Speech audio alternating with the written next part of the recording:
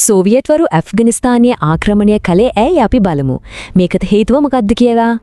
ඒ වෙනකොට ඇෆ්ගනිස්තානයේ කොමියුනිස්ට් රජය කඩා වැටෙමින් තිබුණේ. ඉතින් ඒක බේරගන්න මොස්කෝව මැදිහත් වුණා. හැබැයි මේ තීරණයට හේතුව හරියටම තේරුම් ගන්න ඊට අවුරුද්දකට කලින් සිද්ධ වුණු දේවල් දිහා බලන්නම වෙනවා. අලුතින් බලයට ආපු කොමියුනිස්ට් රජය තමන්ගෙම මිනිස්සුන්ට විරුද්ධ වුණා. රට පුරාම ලොකු කැරැල්ලක් පටන් ගත්තා. රජයේ නායකයා තරකි මමුල්ලා වෙලා මොස්කෝ වලින් හමුදා උදවිල්ලුවා. ඒත් සෝවියට්වරු ඒක ප්‍රතික්ෂේප කළා. ඔන්න ඔතනින් තමයි හෆිසුල්ලා අමීන් තරාකිව මරලා දාලා බලය අල්ලගන්නේ. ඉතින් මේක තමයි හැම දෙයක්ම වෙනස් කළේ. මොස්කෝව බය වුණා ඇෆ්ගනිස්තානයේ ඇමරිකාව පැත්තට යයි කියලා. දේශපාලන මණ්ඩලයක තිබුණේ අමාරු තේරීමක්.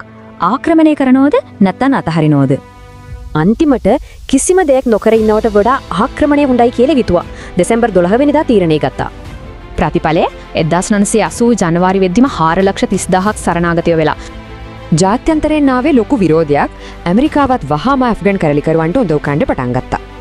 මාස 6කට සැලසුම් කරපු දේ අවුරුදු 10ක කුරිරු යුද්ධයක් වුණා.